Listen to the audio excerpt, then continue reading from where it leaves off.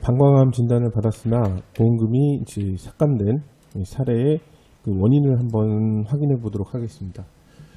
수술병원에서 이렇게 주상병의 상세불명의 방광의 악성 신생물, 이게 방광암 진단입니다. 그리고 질병분류 기호가 C679 이렇게 이제 표기가 되어 있었고, 추가로 이제 대학병원에 내원을 하셔서 이제 받은 진단도 1차 수술병원에서 받은 내용과 이제 동일하였습니다. 코드 보면은 C679 이렇게 이제 되어 있는데, 이분 같은 경우에는 이제 C679 코드가 가입하신 보험에서는 이제 암으로 되어 있었으나 보험사에서는 이제 확인이 필요하다 해서 이제 진행을 해서 소외감으로 이렇게 이제 지급을 삭감한 거죠.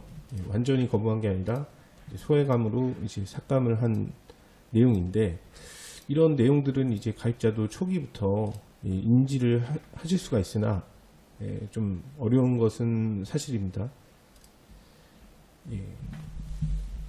보험에서는 이 보험에서의 암의 진단은 이렇게 단순하게 뭐 진단서로 가린다 뭐 이런 내용은 없고, 병리의사 진단만 인정한다 뭐 이런 식의 이제 규정들이 이 약관에 명시가 되어 있는데, 그리고 뭐 진단서 플러스 이런 조직 검사 결과지, 이거는 이제 암보험 청구 시에 필수 서류로 지정이 되어 있습니다.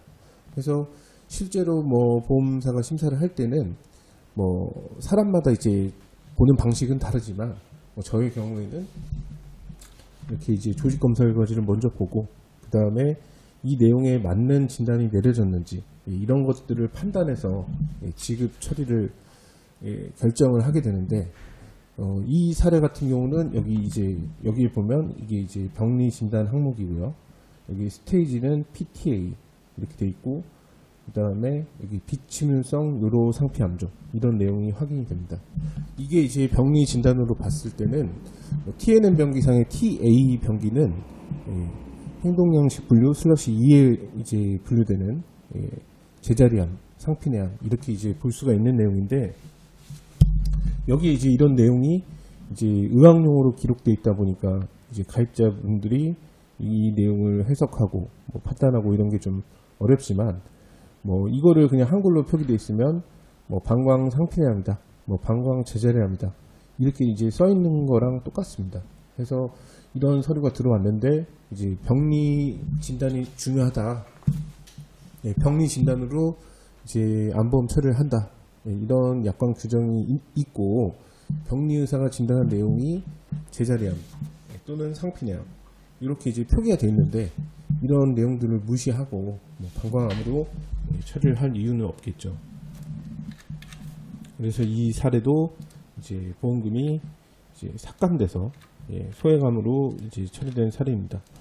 이런 처리가 보험사의 이제 삭감 처리가 정당한 경우도 무척 많습니다. 뭐 물론 이제 내용을 상세하게 검토를 해봐야 되겠지만, 뭐 저희가 개입할 수 없는 그런 처리도 이제 많이 있지만, 이 사례 같은 경우에는 이제 부적절하다고 이제 판단을 해서 이제 손해사정 업무를 위임받았고, 이게 방광암 진단에 해당한다는 이제 명확한 입증을 해서 이제 암으로 보험금이 처리되었습니다.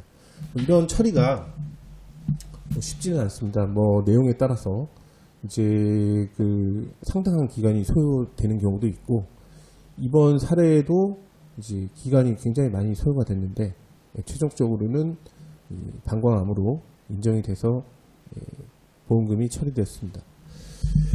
C679 이런 단순한 질병 코드만 이제 확인해서 이제 서류를 접수할 것이 아니라, 실제 보험사가 보는 서류들 이런 내용들은 이제 한번 판단을 해보고 서류를 접수를 하시는 게 좋고요. 뭐 의학적인 내용이거나 뭐 보험적으로 판단이 좀 어렵다, 뭐 해석도 어렵다 이러면은 뭐 손해배상사 상담을 한번 받아보시고 그 내용이 이제 문제가 있는지 그런 것들을 확인을 해보고 서류를 접수하시는 게 좋습니다. 실제로 뭐 방광암 이 코드를 받아서 무조건 다 문제 생기는 게 아니라, 이런 유형에서 문제가 생기는 거기 때문에 뭐 병기가 많이 진행된 방광암이나 이런 것들은 크게 뭐 문제가 되지는 않습니다. 다만 그런 내용들이 이렇게 명시가 확실하게 되어 있는지 이런 것들을 확실하게 확인을 한번 해봐야 됩니다. 감사합니다.